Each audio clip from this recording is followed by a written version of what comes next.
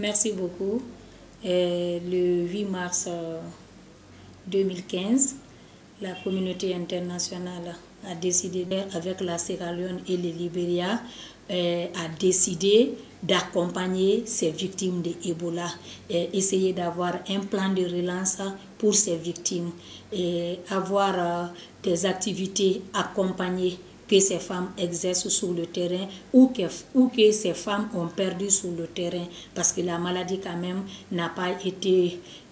qu'une maladie seulement, ça a eu non seulement des conséquences sanitaires, mais aussi ça a évidemment eu des conséquences économiques et sociales. Donc nous avons un plan d'action que nous avons élaboré, que nous allons soumettre ce 8 mars à la communauté nationale et internationale, ainsi que le gouvernement guinéen, pour un plan de relance rapide en faveur de ces femmes, malgré que le gouvernement a déjà un plan de relance global. Donc nous avons planifié des activités de sensibilisation à l'encontre de la population pour pouvoir éradiquer le plus rapidement possible le virus Ebola et accompagner la politique du président de la République, le professeur Alpha Condé, qui, en commun accord avec les partenaires qui opèrent sur le terrain depuis la déclaration de Ebola,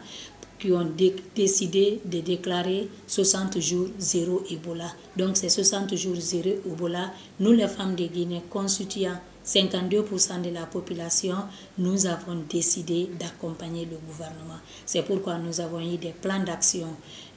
au niveau de Frécaria, de Koya et de Dubreka, qui constituent même l'épicentre de la maladie en ces instants. Nous avons fait des journées de mobilisation, de sensibilisation, de dons de kits et de choses, comme on appelle, des kits, mais aussi des produits de prévention contre le virus Ebola. Donc, en revenant sur votre question, ce qu'on va faire spécifiquement le 8 mars, c'est cette journée de plaidoyer que nous allons faire. Mais avant le 6, nous allons offrir des dons aux orphelins de Ebola, que nous avons bénéficié d'un partenariat avec une Guinéenne qui vit en Europe, qui nous a amené des dons pour accompagner les départements, pour assister ces enfants orphelins d'Ebola. C'est pourquoi je profite pour lancer un appel solennel à toutes les femmes de Guinée d'accepter de se lever ce jour 8 mars comme une seule femme pour accompagner le gouvernement dans la riposte. On a l'habitude de fêter le 8 mars